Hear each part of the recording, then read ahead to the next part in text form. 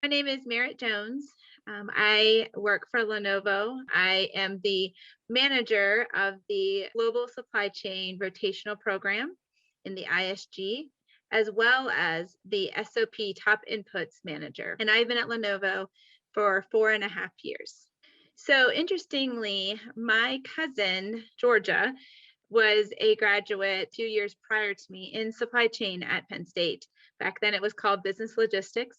And she would share with me the things she was learning while I was in high school. And it just sounded really intriguing. So I actually entered Penn State knowing that I was interested in supply chain.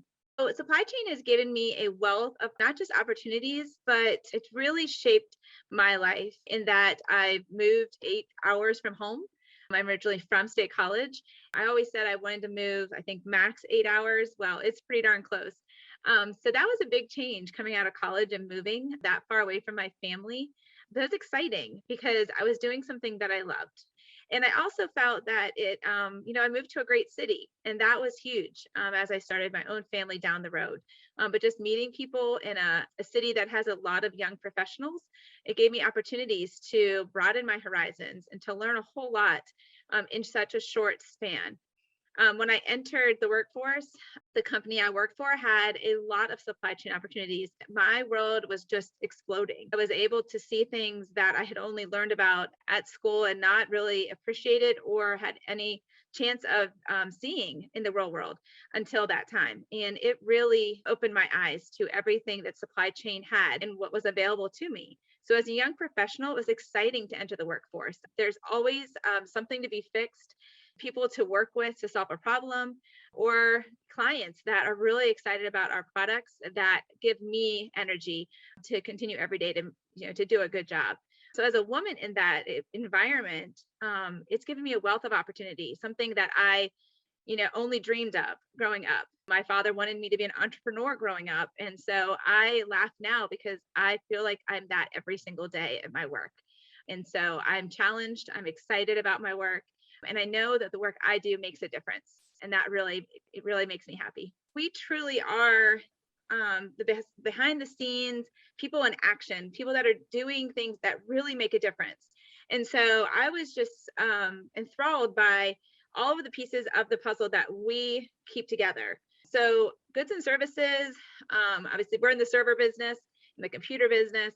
Those things don't move. Those things don't help our world solve the world's greatest problems, or help kids go to school unless we do our job. So that is really exciting. So those things helped me to see that what I do makes a difference. But above and beyond that, like there's really not a way without supply chain that those things really could happen. So my key that I think of all the time is just to be you, authentic and genuine, you, and don't change for other people and what you want other people to perceive you as. And that's huge. So one of the barriers I had, just a few short years ago, even when I was entering the workforce, I was kind of talked down to a little bit from some other of my coworkers, and even people a little bit higher up than me. And they didn't mean to do it. It was more of a joking way, but it did affect me. And I had to realize that it didn't matter what they said. I was authentically me, and whether they liked it or not. And I obviously had some discussions with management within my team and this person's team, and was able to come up with some ideas and tools to help combat that. But again, I didn't have to change just because somebody else perceived me in a way that they may have been a little threatened by. But I also want other young women and men to know to come into a role and not be a know-it-all, not be somebody that's coming in and wanting to change things quick, but also be humble and taking advice and taking insight, because that's huge. People look at that as their partner, that you're not coming in to, like I said, like over tip the boat.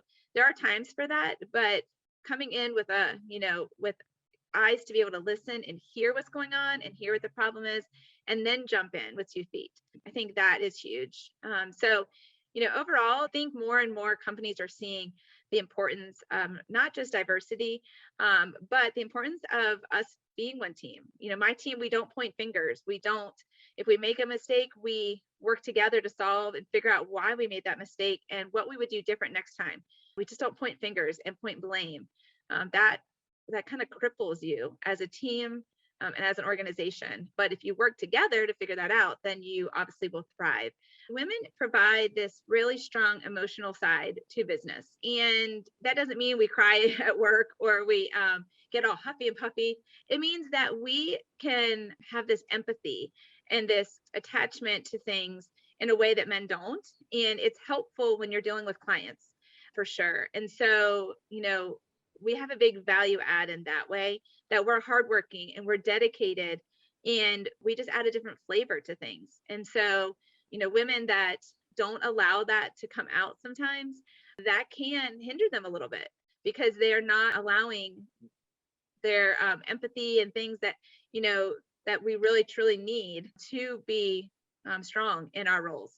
And so I've seen that with our upper management that are women, and they allow others to see that. It's truly getting to the heart of matters and how our customers are feeling and how they're disappointed or how they're elated. I think that is huge as we try and connect with them and figure out how we can provide solutions. So I think that's a huge piece of women in the workforce, specifically in supply chain, that sometimes gets overlooked and sometimes has a bad connotation. But in the end, I think it's a really big value.